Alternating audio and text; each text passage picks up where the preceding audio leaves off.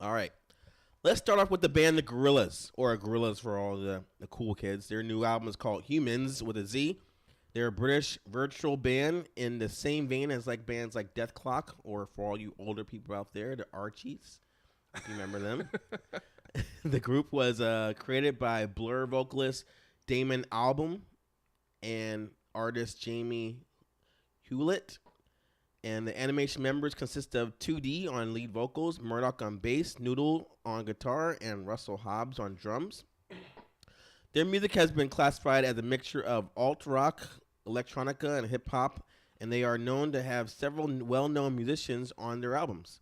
And the self-titled debut album was released in 2001, and it sold over 7 million copies, and it featured it's actually the Gorillaz' most successful virtual band. It made it the most successful virtual band thanks to the massive hit single Clint Eastwood, if you remember hearing that all over the place. The second album, called Demon Days, was also a big seller with the help of the songs like Feel Good Inc. and, of course, Dare. And that album saw the group collaborating with more artists than on the debut album. The third album, Plastic Beach, was labeled as a conceptual project that added elements of pop to their electronic funk and dubstep sound, while the fourth album, called The Fall, came out the following year and saw the group experiment with subgenres like folktronica, trip hop, and lo-fi.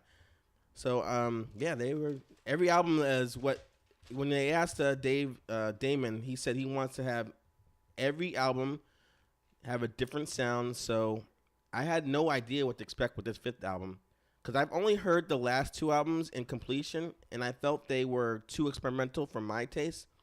However, Snarky Mark over here is a bigger fan than me, so what is your take on the group's discography, Mark?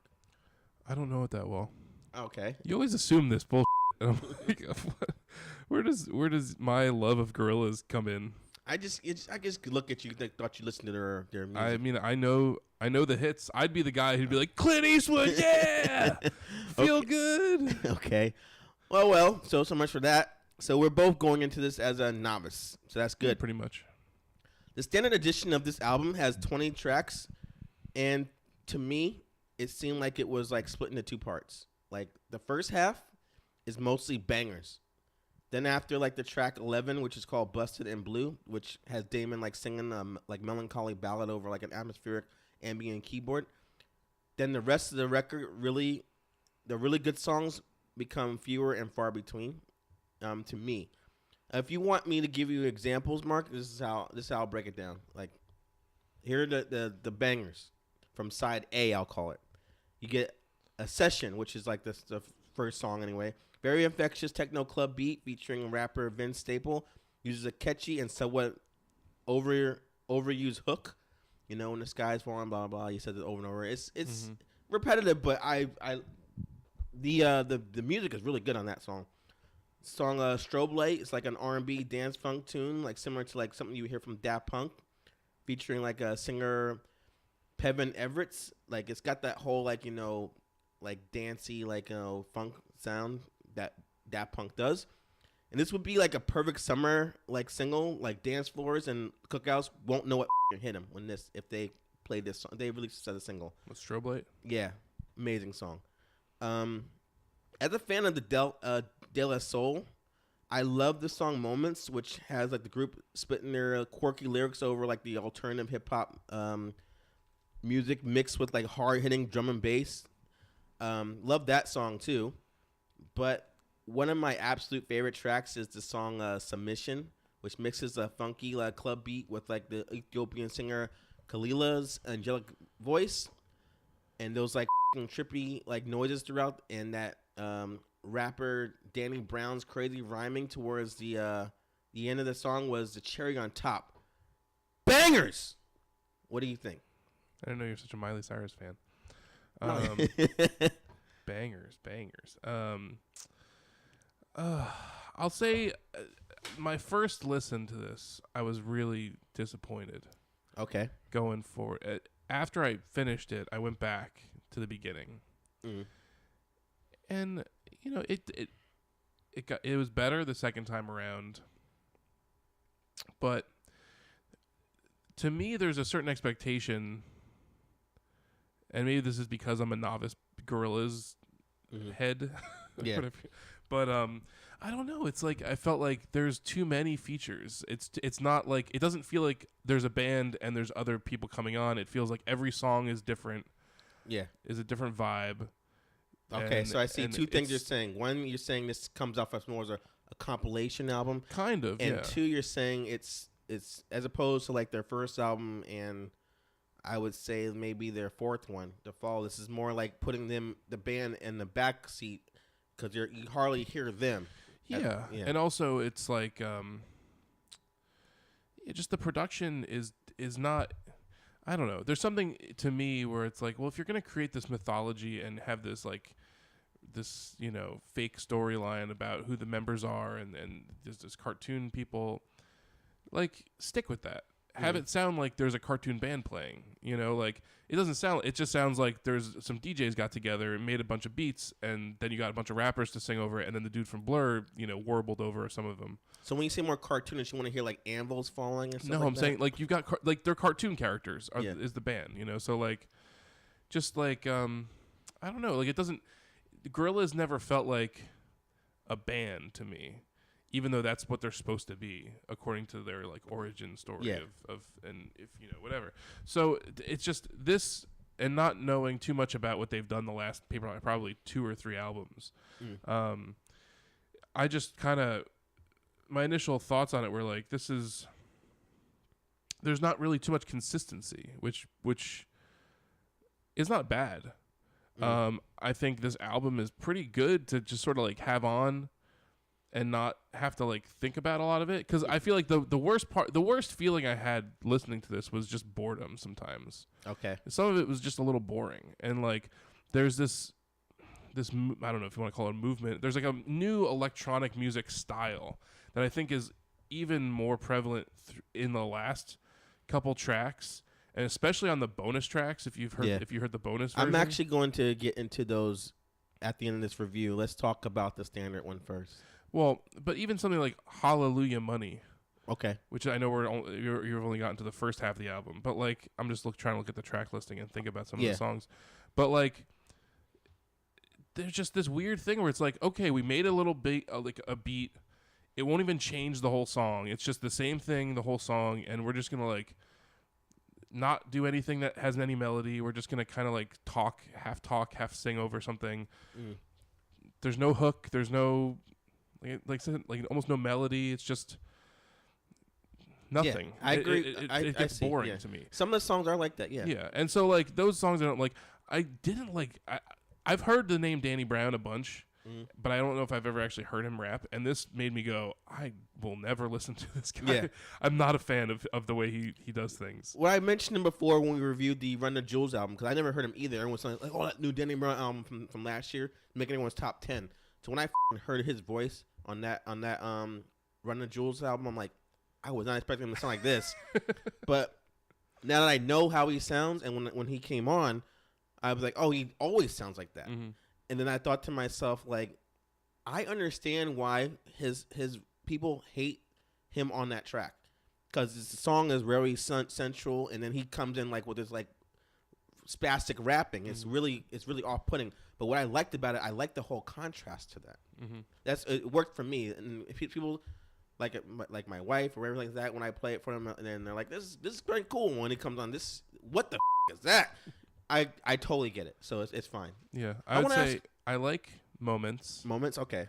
But my favorite song on the whole album, which maybe was just like, I think it's kind of another one of these songs where like there's something about it. Like the thing I like about Gorillaz in the past is that they, even when they have like slower songs, like they are geared towards having like a good melody or some sort of earworm quality. Even something like Clint Eastwood, which is like really like there's no. It's so weird. It's an unlikely lead single for a weird cartoon band, but the song is great. Right. And there's it's just this like whatever. So like anyway, the song Charger. I knew you were gonna say that. I love that. I song. knew it. It's so weird and good. Charger, for you guys out there, is I have it too. It's like it's got the androgynous Grace Jones, aka Mayday, from the movie A View to a Kill. aka Helen Strange from the movie Boomerang, and she's this weird, like crazy '70s like black female artist. And that song is kind of repetitive and it gets old quick to me, but it's like kind of it's really you liked it instantaneously, or it had it I liked it. Yeah. It's because it's one of those things where, I sit here a lot of times and I give these criticisms where I feel like sometimes I feel like I'm being hypocritical because like one band I'll say, well, there's got to be like some sort of melody and there's got to be some kind of hook because otherwise, like, what the are you talking about? And then there's songs like this where I'm like, there's really like no hook. It's just same thing over and over again. It can get repetitive, but I like it. Okay. So like, it's one of those things where I go, well, you can do it well. If you can do it well, then do it. But if not, then like have something else there for me. I thought like for that song, it was it's very experimental as what you're expecting from them. It's not a single at all. It's not going to be all radio, but it's interesting, I'll say, and I think it's in the first half of the album, like I said, so I think it's good. I'm not much of a reggae guy, but I think that the single that they put out, Saturn Bars, is pretty good. But then when we get after that, and the song I mentioned, for me, I feel like the second half, the hits were like the next song I heard that I liked was a song called "She's My Collar," which suffers from what you were talking about. It's very like repetitive beat. Yeah. But I think like it's like track 17, so it's like you have to wait till then, and it's like I think like the issue for me is if you don't count the interludes, the 3 songs before just regurgitate the sound that we've heard from them before, from this first half or from other albums. So there's nothing special happening, I think. And even though She's My Collar isn't very unique, that beat and those like descending keys notes, I thought they went hard. The last track on the standard album, which is called We Got the Power, is an energetic synth pop track full of like positivity and booming beats, sure to have ravers waving their glow sticks and losing their minds faster than the effects of a Molly pill. Let's go into like the bonus tracks you were talking about. So just in case like you guys, I felt the same way as Mark. I was underwhelmed. So I'm like, you know what? Let me go further. Maybe they'll bring up my rating if I listen to the bonus tracks to find out if the reason these songs were cut for time or cut for lack of quality. And it features 5 extra songs. And one of the songs that I thought was interesting was Halfway to the Halfway House. Brings like Pevin Everett to sing his uplifting soulful vocals. He comes back over a groovy house beat. I thought the song was okay. I don't know what you thought, Mark. The only one out of the bonus ones I really thought was okay was The Apprentice. I thought it was pretty good. It felt like they kind of got staler as they went on. Why didn't you like Out of Body? I thought that song was great. I wasn't a fan. I thought it all ended really poorly with Circle of Friends. It did. That was like the worst one. It's like the same. It's like what I was talking about. Same thing. Like last week with when I was my criticism of Kendrick. There's like this trend of like we're just gonna repeat the same thing over and over again, and that's gonna qualify as us making a song. Well, that song is an example of a lack of quality. That's why it's on the B sides or the deluxe version. Out of Body, I thought was that whole like phone dial touch tone thing happening, and then that girl was rapping that 90s house style beat. I thought that was weird and cool. I don't know. There's a lot of like 90s sounding like beats on this that just threw me to this place where I'm like, this does not.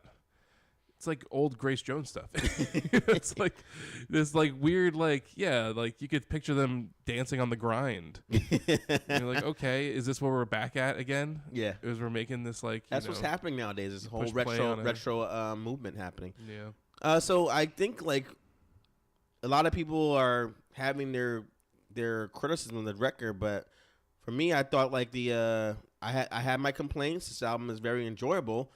For the most part, and the music has a pretty unique and experimental sound, but it's very accessible for like the mainstream if that's what they're trying to go for. I think like a lot of songs on here are like ravers will like it.